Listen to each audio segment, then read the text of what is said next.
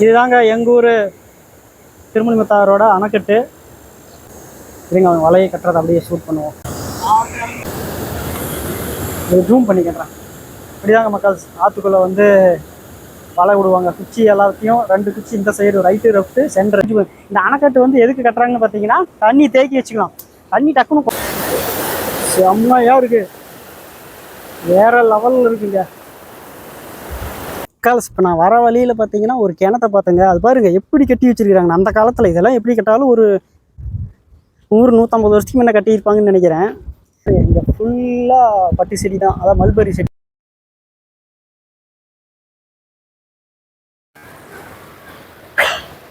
செம்மையா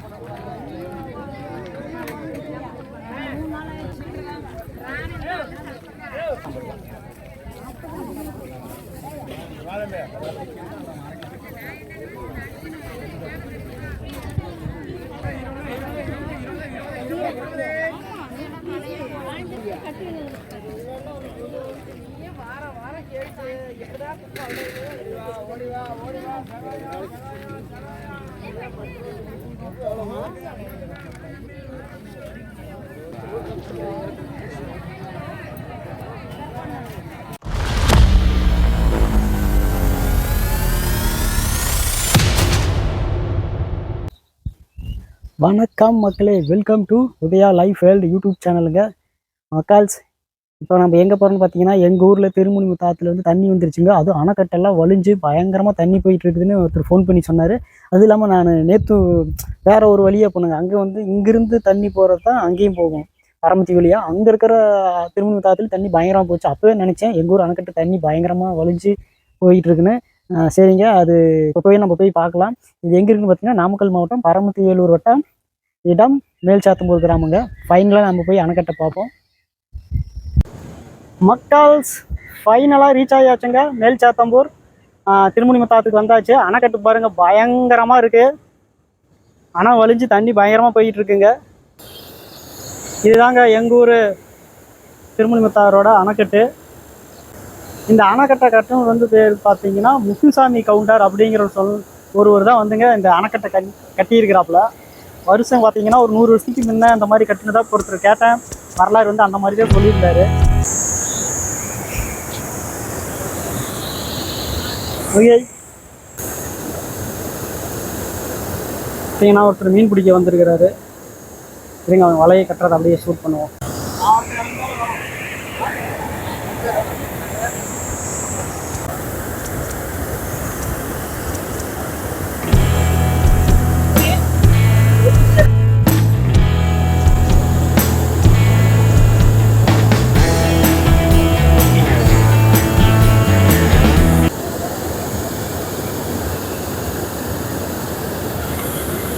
ஜூம் பண்ணி கட்டுறேன். இப்படிதாங்க மக்கள் ஆற்றுக்குள்ளே வந்து வலை விடுவாங்க. குச்சி எல்லாத்தையும் 2 குச்சி இந்த சைடு ரைட்டு லெஃப்ட்டு சென்டரு ஒரு 3-4 குச்சி சரி, அதில் வலையை மாட்டி விட்டா முடிஞ்சுது. இந்த அணைக்கட்டு வந்து எதுக்கு கட்டுறாங்கன்னு பார்த்தீங்கன்னா தண்ணி தேக்கி வச்சுக்கலாம். தண்ணி டக்குன்னு குறைஞ்சிட்டாலும் அப்படியே தொடர்ந்து போய்கிட்டே இருக்காது. அணைக்கட்டை கட்டி தேக்கி வச்சிட்டோம்னா வருஷ கணக்கில் தண்ணி அப்படியே இருக்குங்க.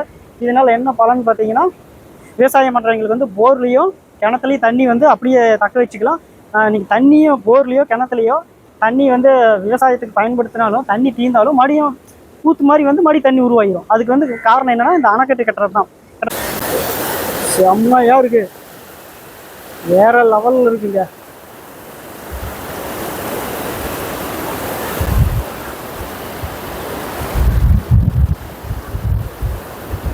எப்படி போகுதுன்னு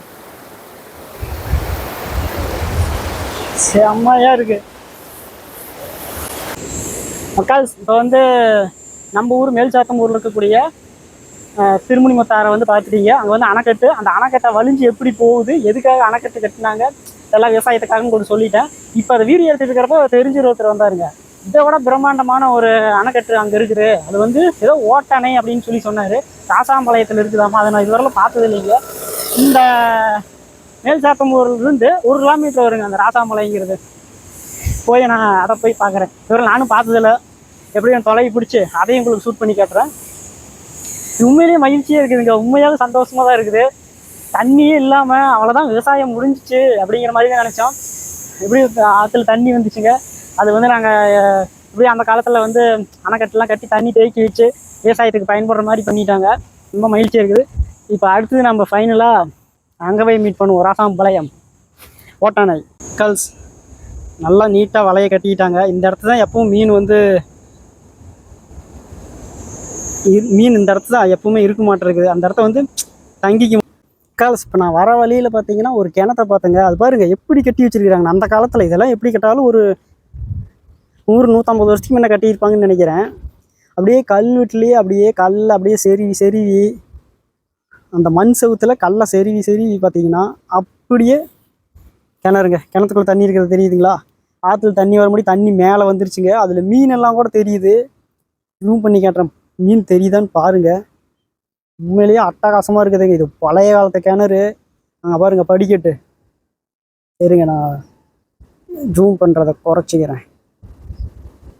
கல்ஸ் தெரியுதுங்களா படிக்கட்டு? இந்த படிக்கட்டு வழியாக தான் இறங்கி அது பார்த்துங்க பெட்டு. அந்த இடத்த ஒரு ஆணி மாதிரி 4 ஆணி தெரியுதுங்களா? அதில் கைத்து கட்டி வச்சுருக்குறாங்களா? அதில் வந்து கைத்து கட்டி உள்ளே மோட்ரு இருக்குன்னு நினைக்கிறேன். அதாவது தண்ணி மோட்ரு. அது வழியாக அந்த கைத்து பிடிச்சி தான் உள்ளே போய் மோட்டர் ஏதாச்சும் ரிப்பேர் ஆயிடுச்சுன்னா பார்ப்பாங்க. இப்போ தெரியுதுங்களா கயிறு படிக்கட்டுங்க. தண்ணி பார்த்தீங்கன்னா மேலேயே வந்துருச்சுங்க. அதோ பெரிய மீன் ஒன்று போகுது பாருங்க, பெரிய மீன். அதான் அங்கே இருக்கு பாஸ், வேற லெவலில் இருக்குங்க. சூப்பர். இந்த மாதிரி தாங்க ஆற்றுல தண்ணி வந்துச்சுன்னா கிணத்துல தண்ணி மேலேயே வந்துடும். ஒரு வருஷத்துக்கு விவசாயத்துக்கு பிரச்சனை இல்லை. வயல் அடிக்கிறவங்க வயல் அடிப்பாங்க, வேறு மிளகாய் நாற்று விடுறவங்க, கத்திரி நாற்று விடுறவங்க, என்ன விவசாயமோ எல்லாம் பண்ணிக்கலாங்க. இது உண்மையிலேயே ரொம்ப சூப்பருங்க. இப்போ நாங்கள் பார்த்தீங்கன்னா அடுத்தது வயல் அடிக்க மாட்டோம். கண்டிப்பாக ஒரு 50 சென்டாவது கத்திரி நாற்று மிளகாய் நாற்றெல்லாம் விடுவோம். இப்போ ஆல்ரெடி மக்காசோளம் நட்டுருக்குறோம். இது விவசாயம் பண்ணுறவங்களுக்கு கிட்டத்தட்ட ஒரு 1000 குடும்பங்க. ஒரு 1000 விவசாய குடும்பம் இந்த திருமுனி மத்தாத்தில் தண்ணி வந்ததை நம்பி தாங்க இருக்கிறாங்க. இதுதான் உண்மை. ஓகே, எல்லாம் சவுக்கு மரம் நட்டு வச்சுருக்குறாங்க.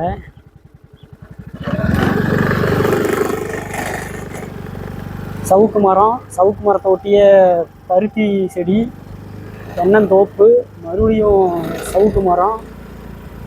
இந்த சைடில் நான் வந்ததே இல்லைங்க. வாவ், செம்மையாக இருக்குது மக்கால்ஸ். இதுதாங்க இது பட்டு செடி, அதாவது மல்பெரி செடிம்பாங்க. எல்லா விவசாயம் பண்ணுவாங்களாட்டிருக்கு. சரி பாருங்க, இங்கே ஃபுல்லாக பட்டு செடி தான், அதாவது மல்பெரி செடி. ஃபுல்லாக மல்பெரி தான்.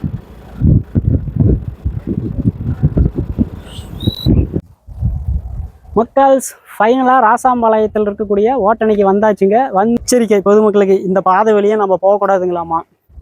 அங்கே பாருங்கள், இந்த பாலத்தை வழியாக தாங்க அந்த ஓட்டணைக்கு போக முடியும். தண்ணி வந்து வலிஞ்சு, அதாவது கீழே வந்து பாலங்க, மேலே ரோடு போட்டுருக்குறாங்க. அந்த ரோட்டுக்கு மேலே தண்ணி போயிட்டு இருக்குது பாருங்க.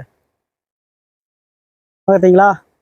அங்கே விவசாயம் பண்ணுறவங்களாம் வந்து இதில் கைகள் மூஞ்சி கழுவிட்டு அந்த தண்ணி குடிச்சிட்டு இருக்கிறாங்க. முக்கால்ஸ் எச்சரிக்கை, திருமணிமுற்றாற்றில் வெள்ளப்பெருக்கின் காரணமாக பொதுமக்கள் யாரும் தரைப்பாலத்தை கடக்க வேண்டாம். இங்கனம் ராமதேவம் ஊராட்சி. மாற்றுப்பாதையில் செல்லவும். வேற ஏதோ பாதை அந்த சைடு ஏதோ போகணும் மாட்டிருக்குதுங்க. ஆக மொத்தத்தில் இது வழியாக நம்ம போக முடியாது.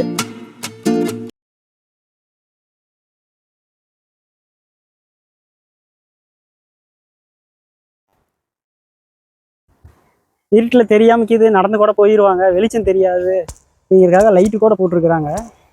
நல்ல விஷயம்தான், மக்களுடைய பாதுகாப்புக்கு.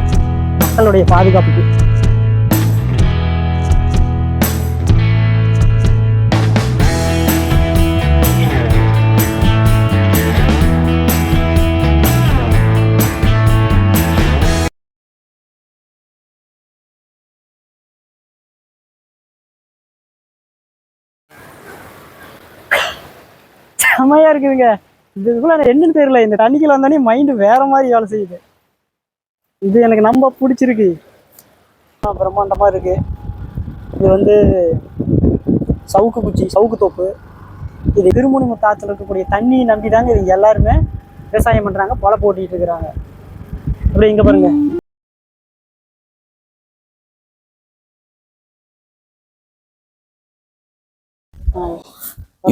இது மேல்சாத்தம் ஒரு கிராமம், நாமக்கல் மாவட்டம். அந்த அண்ணன் பேர் வந்து முத்துக்கவுண்டர் அணின்னு சொல்லுவாங்க. பரம்பரையா அவங்க எல்லாம் இப்போ கிட்டத்தட்ட ஒரு 5 பேர் சேர்ந்து கட்டினது. அவங்க முன்னிலை பண்ணாங்க. ஆனால் அவங்களாம் கடைசியில் சாவுங்க வரைக்கும் அவங்க தான் எங்களை அங்கே தான் அடக்கணும்னு கூட உத்தரவு போட்டிருந்தாங்க.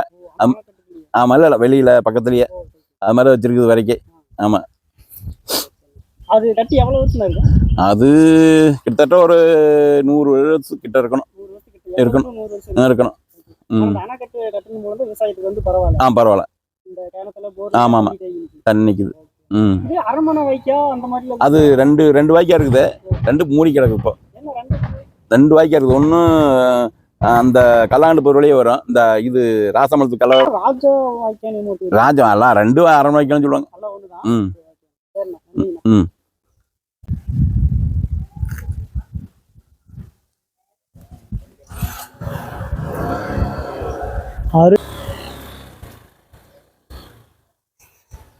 இந்த மாரியம்மன் கோயிலுக்கு பண்டிகை வர்ற அன்னைக்கு பூக்களி இறங்குறது, வண்டி ஏசம் போகிறது, மற்ற நிகழ்ச்சி எல்லாமே உங்களுக்கு நான் ஷூட் பண்ணி கேட்டுறேன். தீர்த்தத்துக்கு போகிறதுலேருந்து இது அந்த அணைக்கட்டு சுற்றி இருக்கக்கூடிய விவசாயம் மற்றும் கோயிலுங்க. அற்புதமான விநாயகர். இவர் பேர் தெரியலைங்க, பேரே வந்து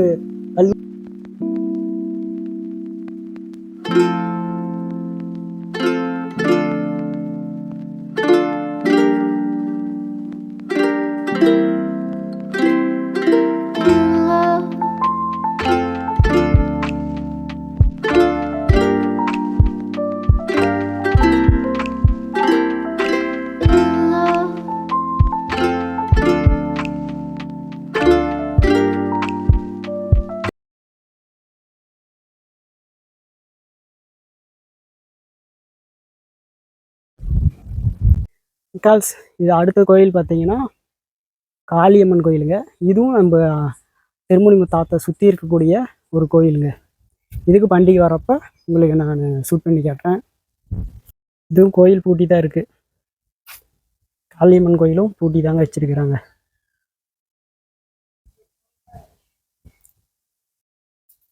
சரி, அருள்மிகு பிடாரி பொன் காளி அம்மன் திருக்கோயிலுங்க.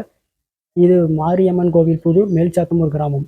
இப்போ நம்ம மாரியம்மன் கோயில் மாரியம்மன் கோயிலை வீடியோ எடுத்தோம் பார்த்தீங்களா? அந்த கோயில் விசேஷம் திங்க செவ்வாய் 2 நாள் வருங்க. அடுத்து புதன்கிழமை அன்னைக்கு பார்த்தீங்கன்னா காளியம்மன் பண்டிகை வரும். வரிசையாக 3 நாளில் மாரியம்மன் கோயில் பண்டிகையும் காளியம்மன் கோயில் பண்டிகை வந்துருங்க. இது எல்லாமே இந்த கோயில் திருவிழா அன்னைக்கு உங்களுக்கு நான் ஷூட் பண்ணி கேட்டேன். கோயில் பூட்டப்பட்டுள்ளது. நம்ம காளி அம்மனுடைய வாகனம் குதிரை. கோயிலுடைய 360 உங்களுக்கு சுற்றி காட்டுறேன்.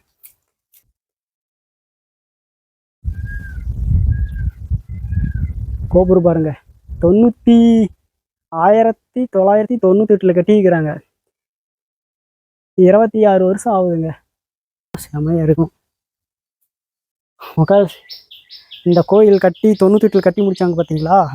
ஒரு 4-5 வருஷம் கழிச்சு இந்த கோயிலுக்குன்னு ஒரு குடிப்பாட்டு மக்கள்னு சொல்லியிருப்பாங்க. அவங்கெல்லாம் வந்து இங்கே தமிழ்நாட்டில் வாழ்ந்தவங்க தான். அது நாமக்கல் மாவட்டத்துக்குள்ளே தான். அவங்க வந்து கேரளா வந்து தொழில் பண்ணுறதுக்காக குடி போயிட்டாங்க. அவங்க வந்து அதுக்கப்புறம் இந்த கோயிலை வந்து கண்டுக்கவே இல்லை. அவங்களுடைய பரம்பரையாக மாறி வரும் பார்த்தீங்களா? அப்போ வந்து அவங்களுடைய பையன் பேரன் அவங்களுக்குலாம் வந்து இந்த சாமி கனவுல போய் அட்ரஸோடு சொல்லியிருக்குதுங்க. நான் வந்து இந்த இடத்துல தான் இருக்கிறேன், நான் வந்து உங்களுடைய குலதெய்வ கோயில், நீங்கள் வாங்க அப்படின்னு சொல்லி கனவுல திரும்ப எல்லாத்து கனவுலையும் சொல்லியிருக்கு. அதுக்கப்புறம் கேரளாவில் இருக்கிறவங்க இந்த கோயிலுடைய அட்ரஸை கண்டுபிடிச்சி வருஷம் இன்னமும் வந்துக்கிட்டு இருக்கிறாங்க இந்த காளியம்மன் கோயிலுக்கு. த நெக்ஸ்ட் டே மக்கள்ஸ் ஆத்தையெல்லாம் சுற்றி பார்த்துட்டு அடுத்த நாளுங்க இது சந்தைக்கு வந்திருக்கேன். எங்கள் ஊர் சந்தையை அப்படியே சுற்றி காமிச்சிடலான்னு. இது எங்கே இருக்குதுன்னு பார்த்தீங்கன்னா நாமக்கல் மாவட்டம் பரமத்தி வேலூர் வட்டம் கூடச்சேரி கிராமங்க. இங்கே தான் வந்து சந்தை கூடுதுங்க.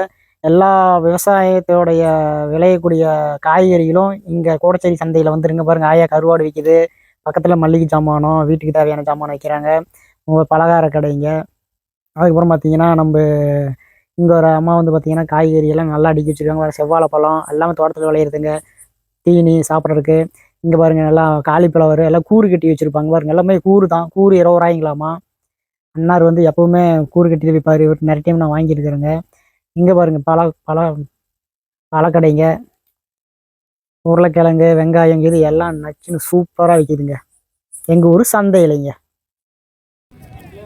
ஈபி போய் நான் 1000 ரூபாய்க்கு கட்டிட்டு வரேன்.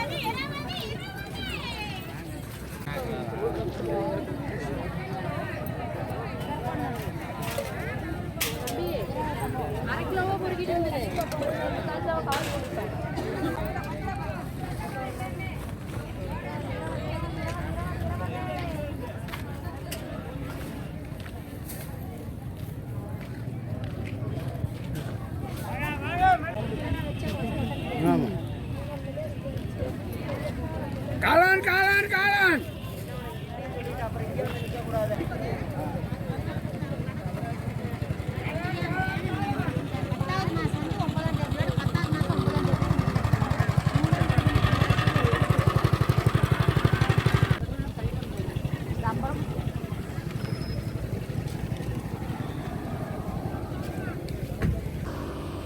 மக்கால்ஸ், இது கூடச்சேரியில் இருக்கக்கூடிய திருமணி முத்தாருங்க. இப்போ நம்ம சந்தையில் காய்கறியெல்லாம் வீடியோ எடுத்து பார்த்தீங்களா, அதை அந்த காய்கறி சந்தையில் ஒட்டியே இருக்கக்கூடிய திருமணி முத்தாருங்க. கூடச்சேரியில் இருக்கக்கூடிய திருமணி முத்தாருங்க. மக்கால்ஸ், ஃபைனலாக சந்தைக்கு போயிட்டு வீட்டுக்கு வந்தாச்சுங்க. இதுதான் எங்கள் ஊர் சந்தையில் ஃபேமஸானது. இதுக்கு பேர் வந்து பார்த்தீங்கன்னா கலப்படம். இதில் மிக்சரு, அப்புறம் இனிப்பான பூந்தி, அப்புறம் பக்கடா, அப்புறம் பிஸ்கெட்டு, அதுக்கப்புறம் இன்னொன்று என்னமோ ஒன்று ஒரு வெள்ளை கலரில் சர்க்கரை கலந்த ஒரு பாவு மாதிரி இது ஒன்று கலப்பாங்க. அப்புறம் மசாலா கடலை, அது வந்து கடலையை வந்து அந்த மசாலாவில் கலக்கி எண்ணெயில் போட்டு பொரிச்சு எடுப்பாங்க. மசாலா கடலை அதே இதில் கலப்பாங்க. கிட்டத்தட்ட ஒரு 7-8 பொருள் கலந்தது தான் இந்த கலப்படம்னு சொல்லி ஒரு மிச்சருங்க. இது எங்கள் ஊர் சந்தையில் ஃபேமஸ். நான் கிட்டத்தட்ட 6வது 7வது படிக்கிறதுலேருந்து நான் சாப்பிட்டுட்டு இருக்கிறேன். இது சந்தையில் போய் வாங்கிட்டு வந்தோம். இது எப்படின்னு சாப்பிட்டு போகும். அதுக்கப்புறம் இதுவும் எங்கள் ஊரில் வெங்காய பக்கடாவும் ஃபேமஸ்ஸு. அப்புறம் வழக்கம் போல் சந்தைனாவே பூரி,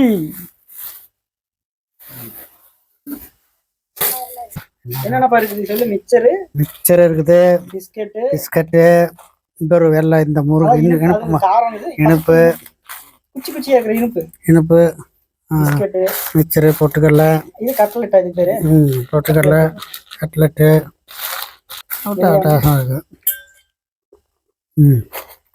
இருக்கு. நல்லா சுவையாக நல்லா இனிப்பு, நல்லா இருக்குது. தேங்காய் எடுத்து வைக்க மாட்டு தரேன்.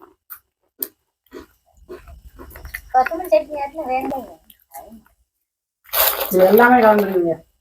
மிக்சரு, பக்கடா, இந்த காரமாக இருக்கிற இது கடலை, வேர்க்கடலை, அப்புறம் இனிப்பாக இருக்கிற மிக்சரு, காரமாக இருக்கிற முறுக்கு, எல்லாமே கலந்துருக்கு. அப்படி சாப்பிடுவோம்.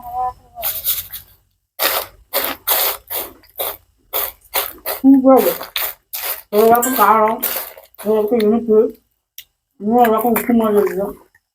பலவிதமான டேஸ்ட்டு. சந்தையினாவே எனக்கு பிடிச்சிருக்காங்க. நல்லா சூப்பராக இருக்கும். த நெக்ஸ்ட் டே மாட்டுக்கு போடக்கூடிய சோளப்பயிர் பாருங்கள். இப்போ காட்டுறேன் பார்த்தீங்களா, இது மாட்டுக்கு போடுற சோளப்பயிர், அதாவது சோளக்காடும்பாங்க பார்த்தீங்களா, அது இதுன்னு பார்த்தீங்கன்னா அது மாதிரியே தெரியும். ஏன்னா இது சோளப்பயிர் கிடையாதுங்க, மக்கா சோளம். அதாவது சோளக்கருது சாப்பிட்றோம் பார்த்தீங்களா, அது. இதை விதை வந்து, அதாவது அந்த மக்கா சோள விதை இருக்குது பார்த்தீங்களா, அந்த விதையே வந்து மருந்தில் நனைச்சி தான் கடையிலேயே விற்கிறாங்க. ரோஸ் கலரில் இருக்குதுங்க, மஞ்சள் கலரில் இருக்கும் விதை. ஏன்னா ரோஸ் கலர் இருக்குது. என்னடா விதை ரோஸ் கலர் இருக்குதுன்னு பார்த்தா மருந்து நனைச்சி தான், மருந்துலேயும் ஊற வச்சு தான் பாக்கெட் பண்ணி விற்கிறாங்க. அப்போ தான் வந்து புழு வராது, நோய் வராது அப்படின்னு. ஏன்னா கொண்டு வந்து ஊனி ஒரு 10 நாள் தாங்க ஆச்சு, லைட்டாக அப்படி முளைச்சி வந்துச்சு. ஒரு 5 சென்டிமீட்டருக்கு முளைச்சி வந்திருக்கும். உடனே உடனே மருந்து, 10 நாளில் மருந்து. அடுத்து 5ஆவது நாள் 5 நாளுக்குள்ளே இன்னொரு மருந்து, புல் மருந்து. மறுபடியும் புழுவுது 20ஆவது நாளில் இன்னொரு மருந்து. இப்படி வெறும் மருந்தாக அடித்து தாங்க இதை கொண்டு வரோம். செம்மையாக இயற்கையாக நல்லா இருக்குதுங்க. ஏன்னா எதையுமே 100% இயற்கையாக நம்ம விளைய வச்சு நம்ம பயன்படுத்துறது இல்லைங்க. எல்லாம் ஃபுல்லாக கெமிக்கல் உரம் தான். இயற்கையான முறையில் நம்ம விவசாயம் பண்ணணுன்னா நம்மளை சுற்றி இருக்கக்கூடிய அனைத்து விவசாய நண்பர்களும் அவங்க தோட்டத்தில் நம்ம தோட்டத்தை சுற்றி 1 கிலோமீட்டர் தூரத்துக்கு 4 சைடும் இயற்கை விவசாயமாக பண்ணணும். அப்புறம் மட்டும் தான் நம்ம சென்ட்ரல் இருக்கிறவங்க இயற்கை விவசாயம் பண்ண முடியும். இல்லைன்னா அந்த செயற்கையாக மருந்து இது பண்ணுறாங்க பார்த்தீங்களா, அந்த நீதி இங்கே அட்டைக்கு ஆகுமாமா. இயற்கையாக நீங்கள் பண்ணவே ஜெயிக்கவே முடியாது. இயற்கையாக பண்ணி நீங்கள் ஜெயிக்க முடியாது. பாருங்க புழு சாப்பிட்ருக்கு. மொத்தம் நல்லா இருக்குங்களா? இப்போ தான் மருந்து அடித்தோம். அது கொஞ்சம் கொஞ்சமாக சரி ஆகிக்குவாப்பில், கொஞ்சம் கொஞ்சமாக சரி ஆகிக்கு வாப்பிலைங்க. ஃபஸ்ட்டு சப்ஸ்கிரைப் பண்ணுங்கள். சப்ஸ்கிரைப் பண்ணுறதுனா இந்த பெல் பட்டனை மட்டும் கிளிக் பண்ணிவிட்டு அப்படியே விட்றாதீங்க. அது நோட்டிஃபிகேஷன் வந்து ஒரு சில டைம் வரும், சில டைம் வராது.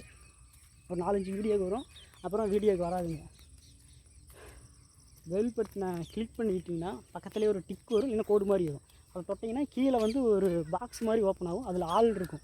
அந்த ஆளுங்கிறத கிளிக் பண்ணிட்டீங்கன்னா போதும், வீடியோ எப்போ வந்துக்கிட்டே இருக்கும். அதுக்கப்புறம்